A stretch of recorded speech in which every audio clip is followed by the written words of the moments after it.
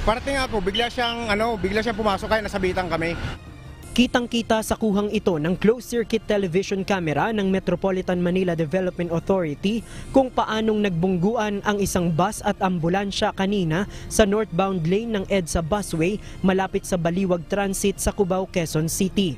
Batay sa impormasyon ng MMDA, nangyari ang aksidente bandang 12:15 PM kanina. Sa kuha ng CCTV, makikitang biglang pumasok ang ambulansya sa bahagi ng busway kung saan walang mga nakaharang na barrier. Tiyempong parating naman ang isang bus at dito na sila nagpang-abot ng ambulansya. Sa lakas ng impact, sumampa at nabasag ng ambulansya ang mga kalapit na concrete barrier, habang nawasak rin ang salamin at ang unahang bahagi ng bus. Ayon sa driver ng RRCG bus, sinubukan pa niyang pumreno upang iwasan sana ang ambulansya pero hindi na niya ito nahabol. Hindi naman kami makakala na papasok siya dahil siyempre may mga barrier yan eh. Although may open dyan, doon siya biglang pumasok kaya nahagip kami. Nabulaga kami. Ayon sa driver ng bus, hindi bababa sa 15 mga pasahero ang kanyang sakay nang mangyari ang aksidente. Mabuti na lamang at wala sa mga ito ang nasaktan.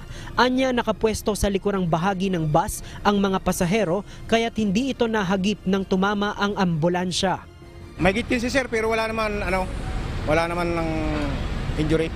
Sugatan naman sa aksidente ang driver ng ambulansya na mula pa sa Herona, Tarlac. Batay sa inisyal na impormasyon, sinasabing walang sakay na pasyente ang ambulansya nang dumaan ito sa busway. Base sa panuntunan ng Department of Transportation, pinapayagan naman ang mga ambulansya na dumaan sa busway. Ayon naman sa MMDA, mayroon talagang mga portion ng EDSA busway ang nakabukas o walang barrier dahil ginagamit itong emergency exits sakaling magkaroon man ng aberya. Bandang 2:30 na ng hapon kanina nang maialis ang dalawang sasakyan na nakaharang sa busway. JP Nunez, UNTV, News and Rescue. Diyos ang aming sandigan, serbisyo publiko ang aming pinahahalagahan.